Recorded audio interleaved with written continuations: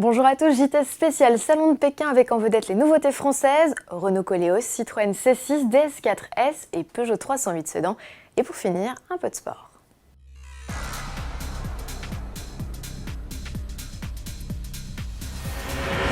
Le Koleos est mort, vive le Koleos. À l'occasion de l'ouverture des portes du Salon de Pékin, Renault nous en dit un peu plus sur son nouveau grand SUV. De son aîné, il conserve le nom. Et c'est tout. Avec ses 4,67 m de long et son 1,80 m de large, il se rapproche davantage du gabarit de son cousin, le Nissan X-Trail. D'ailleurs, comme lui, ils partagent la même plateforme. Esthétiquement, Renault s'est largement inspiré de la Talisman. C'est bien simple, de la proue à la poupe, on retrouve les mêmes éléments de design. La garde au sol, les protections de carrosserie et les barres de toit en plus. Dans l'habitacle, c'est la même. La planche de bord est calquée sur celle de la berline, avec au choix tablette horizontale ou verticale. Enfin, comme le vaisseau amiral, le Koleos fait le plein de technologie avec pêle-mêle alerte de franchissement de ligne, système de reconnaissance des panneaux, alerte anti-fatigue ou encore parking main libre. Et sous le capot, 3 essences et 2 diesels offrant de 130 à 175 chevaux sont annoncés. Tous pourront être associés à une boîte manuelle ou automatique. La transmission intégrale, elle, est de série. Le Koleos est attendu dès l'été en Australie et en Turquie. Arrivé en Europe, annoncé début 2017. Plein phare à présent sur la C6, deuxième du nom, une berline que Citroën a choisi de dédier à nos amis chinois et qu'il présente donc en exclusivité au Salon de Pékin.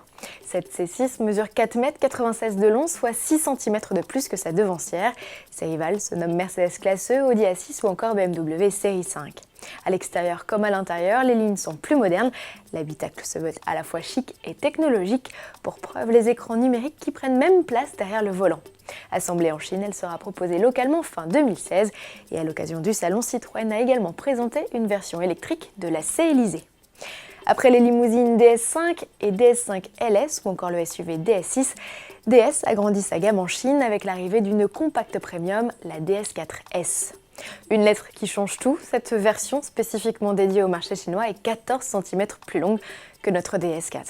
Elle joue la carte du raffinement et de l'exclusivité avec une planche de bord et même des panneaux de porte intégralement revêtus de cuir. La boîte auto à double embrayage est la seule transmission qui pourra être associée aux 3 motorisations développant de 136 à 204 chevaux. Allez, une dernière pour la route, Peugeot a dévoilé avec son partenaire chinois Dongfeng la 308 Sedan. Cette berline tricorps, segment le plus vendu en Chine, affiche une poupe totalement inédite. Elle a fait la route jusqu'à Pékin en compagnie d'un 3008 restylé. Il reprend la calandre verticale avec grille en pointillé du récent 2008.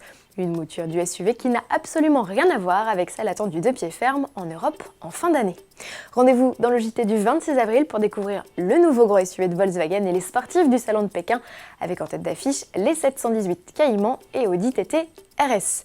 Mais terminons cette édition avec quelques mots de sport et les résultats du premier e-prix de Paris, 7e étape du championnat du monde de monoplace 100% électrique.